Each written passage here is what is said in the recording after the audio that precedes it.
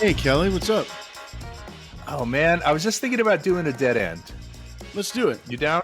Yeah, let's do it. For the people that don't know, dead ends are our episodes about things that were once popular but don't really exist anymore. Maybe they do, but they're just not as popular as they used to be. We've done some really great ones, but today I've got one that is interesting because it follows a theme. So recently I did an episode about Ron Popeil, and this episode is about something that maybe Ron Popeil would have been involved with, but he actually wasn't. It was a different group that was involved. But where I think it's really interesting is the product name was two words that you wouldn't think of going together, but actually just now once you put them together, they just fit. You know how that is? Sometimes you just have two words that are... Oh, yeah, magic. Yeah. So this was something that Ronco wasn't involved in, but it was invented in Germany in the 70s, and it was originally called the cultivator with a K, like German style. Mm-hmm. And it was a hand tool used for loosening and aerating soil without bending over. You heard of this? The cultivator? No, never heard of that. Well, it's also known as the Garden Weasel. Oh, the garden. You'd think that the German version would be the Garden Weasel. You would they have think... weasels in Germany? Oh, yeah. There's weasels everywhere. Yeah. I'm looking at one. So they picked, they rebranded it. It was a company in the U.S. called General Tools and Instruments that kind of took the German invention and brought it over here. And guess how they sold it? Direct response TV commercials during the 70s and 80s. There you go. As seen on TV, the thing that Ronco and Ron Popeil made popular, they were doing it. Now, they rebranded as the Garden Weasel, and they took the name. Now, can you imagine what this thing looks like, the Garden Weasel or the cultivator? I think it's very medieval looking, right? Has a lot of spikes on it. Yes. It was a handle with spikes on wheels, metal spikes on wheels, and they were very medieval looking. Yes, I mean it could have been a weapon during that time, and they were used to aerate soil. So you could roll it over. It would go exactly 2 inches into the ground, which is optimal, because what that does is it churns up the soil. It pulls up weeds and puts the weeds back into the dirt to become organic matter.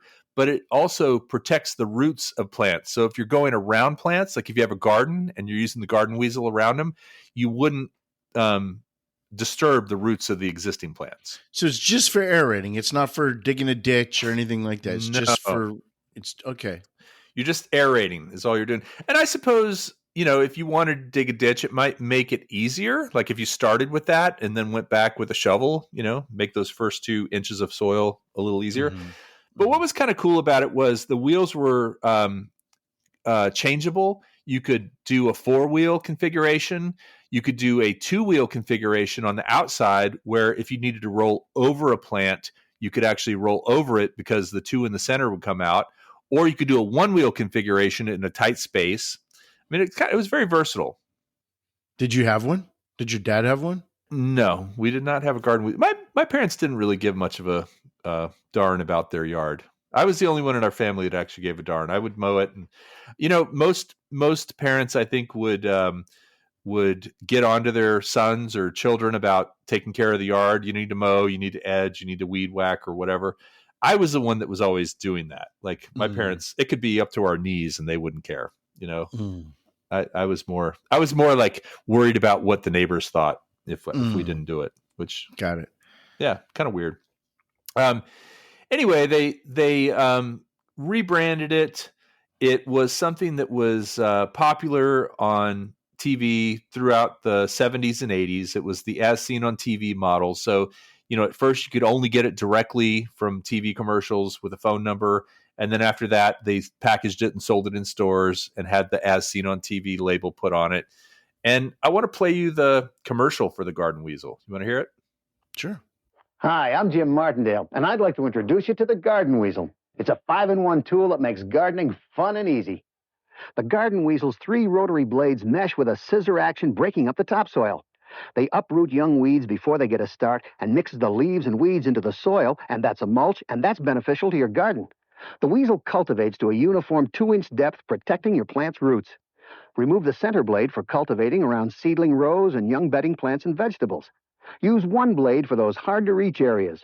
Insert the short handle, and the weasel is perfect for plant boxes and greenhouses. The Garden Weasel is made of a rust-free alloy that's virtually self-cleaning. Simply hose it off and allow it to dry. If you have a friend who's into gardening like I am, the Garden Weasel makes a perfect gift. Look for this display. Garden Weasel is available at Sears, Eaton's, Towers, Woolco, Canadian Tire, Beaver Lumber, and participating pro and home hardware stores. A great gift for Mom. Yeah.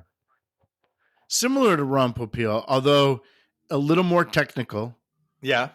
And didn't introduce the problem. Yeah, first. there wasn't any sort of like, oh my God, the weeds are taking over kind of thing. Right, exactly. And I think I was wrong what I said earlier about 4 wheels. It was 3 wheels, which makes sense, you know. But it was a 5-in-1 tool. Yeah, 5-in-1 tool. So I suppose aerating for gardens, like, I don't know, beating your dog, getting things down out of trees. I don't know. I don't know what the other things were. That's a stretch, the 5-in-1. So this was a big trend back there. And if you haven't listened to our episode about Ron Popeil, the master of infomercials, please go back and do it. The Garden Weasel is still sold today but it's a different company. It's called the Faultless Starch Bon Ami Company. And I don't even know if it's still called the Garden Weasel, but this is not a Garden Weasel commercial right now, what we're doing. There's no more commercials like there were back then. I'm saying you're not doing one right now. No, you're not being paid by we're not being paid by Garden Weasel. Garden Weasel is nothing to do with this. They're probably mad actually if they learned about this. So don't tell them. But I want to talk to you about some of the other really popular infomercial products that came out. Like, do you remember what are some that come to mind when you think of infomercials? Didn't we just do this? Yes. But so you want me to name all the ones that I just learned about on the other episode? No. I want you to. The George Foreman Grill. That was another episode. Yes. George Foreman Grill is exactly one of them. And Mr. Microphone.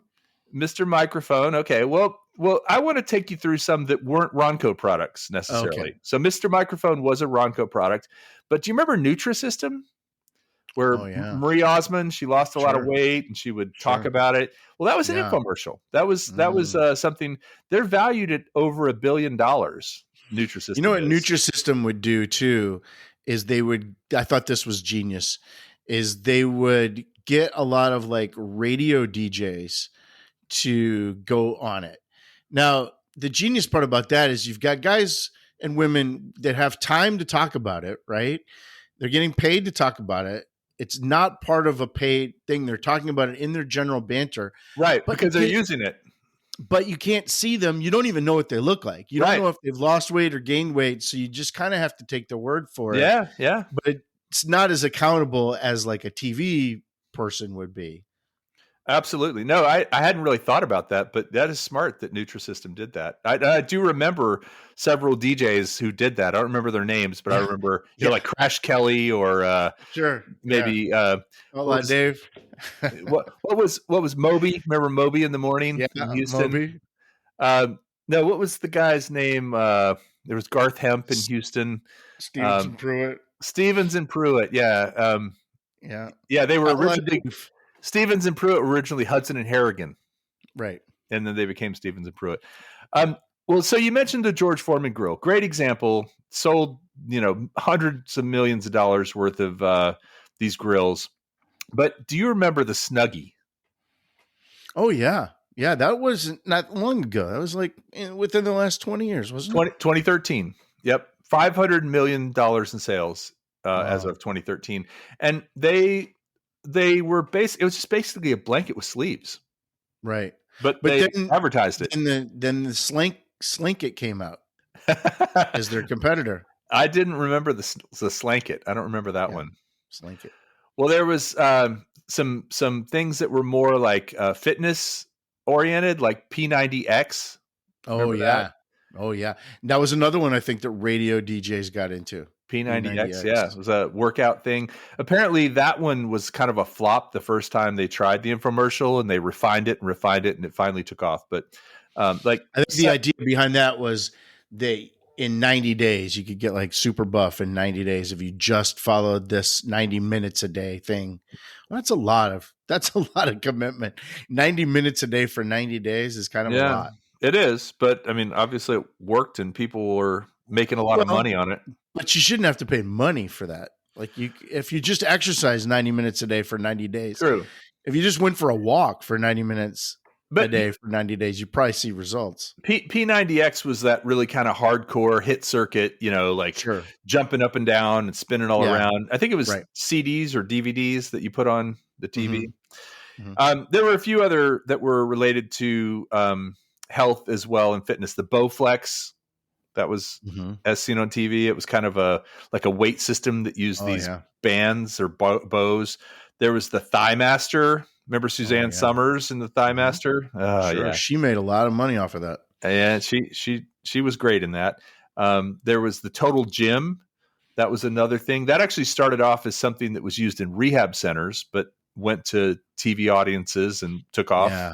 But I do remember Bowflex was huge. Bowflex, yeah. The thing is, though, that once you get to Bowflex, nobody has, like, if you think about the ad, nobody has a room like that in their house. Right. It's just like no carpet, like no wood. It's just like some magic flooring that all this stuff works in, and you have lots of room to put everything and nothing else there. And then you get it in your house, where am I going to put this? That's right. It was definitely one of those things that was bigger than it looked on TV. It took a lot of space, I think. Yeah. So a couple of other, sold on TV things. The Slender Tone. Do you remember this? It was It was to get the washboard abs, and it was basically just an electronic thing that would stimulate your stomach muscles. You didn't even exercise. You just put it on, and it would run a current through them and make them flex, and supposed to give you ab muscles. The one I like now is the one where you put it at your feet and you supposed to, you know which one I'm talking about? Yeah. And it kind of pulls your legs back and forth. Yeah. I think that's more for mobility for old people. That's not really a muscle thing, but a couple of other fitness ones. Sweating to the Oldies. That was sold on TV. I think it was a VHS tape. And you remember who it was? Sweating to the Oldies? Richard Simmons. Oh, yeah. Yeah. Dance your pants off. Party. Dirt Nap City subject, I'm sure. Party Off the Pounds. Platinum Sweat. That was, he had all those songs. People make a lot of money off of this stuff. All right. Well, here's one. What are we doing? Why can't we do this? This might have been the dumbest invention ever, but it sold, made $40 million in its second or third year. The Shake Weight. Oh, yeah. No, yeah. I think the reason that made so much money is that people were buying them as gag gifts. Right. It was innuendo, sexual innuendo associated with the way you used it. Yeah, the Shake Weight. But I think they did that on purpose in the commercials. Oh, absolutely. Those were more late night commercials, not daytime commercials. Right. There was also the NutriBullet. That was another thing that was kind of a thing that was used. It was basically just a blender that could extract things, juices and stuff like that. I have one of the bullet blenders. Yeah. But you put it has the own little cups. It has the cap and you twist it and it locks. Yep. Yeah, those are great actually. Yeah, I have one of those. There were also a few things that were not necessarily health related, but you might remember the Ped Egg. Do you remember the Ped Egg? No, is it like a pet rock? No, Ped, P-E-D. Oh. It was a foot thing. It was a pocket-sized cheese grater that took all the dead skin off your feet. Oh. Make America great again with the Ped Egg. And speaking of MyPillow, remember MyPillow? Oh, there you go. That was only sold on the TV, huh? Yep. They did like $300 million a year. I think you can buy them in like stores now. Well, when they started, it was mypillow.com. Wow. Hair Club for Men. Oh, yeah. Remember Hair Club for Men? Of course. I'm not just I'm not just the president. I'm also a client. Yep. That's Yep. That right, was that's them. right. There was the Chia Pet. Chia. That one. Yep. Then remember those sunglasses that were supposed to give you like night vision, and all they were basically blue blockers. Yeah. The amber vision sunglasses. Yep. And while you're saying that, I'm remembering the copper bracelets too. That were supposed to be good for circulation. Yeah, I think there were also magnetic ones too, right? Yeah, there were some that my were grandfather magnetic. had the copper bracelets. It was good for his rheumatism. All right. Well, I'm going to hit you with the last one that I have on my list here. None of these were actually Ronco products, by the way. These were all different companies. The Squatty Potty. Oh, another big seller. So do you remember where the Squatty Potty made its premiere? No. On Shark Tank. Oh, okay. It was a Shark Tank thing, and one of the sharks invested in it, and it took off. I mean, do you remember the premise of the Squatty Potty? Yes, I do. What was it?